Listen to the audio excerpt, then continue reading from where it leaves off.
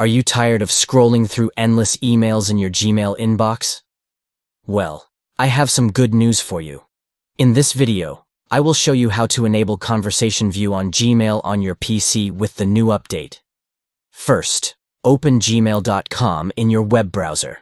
Then, locate the gear icon on the top bar of the screen and click on it. This will open a drop-down menu where you can select Open All Settings. In the Settings menu, navigate to the General section and find the option for Conversation View. Once you locate it, click on the toggle switch to turn Conversation View on. Don't forget to scroll down to the bottom of the page and click on Save Changes to apply your new settings. You may be prompted to confirm this action, so make sure to follow the on-screen instructions. And that's it. You have successfully enabled Conversation View on your Gmail account.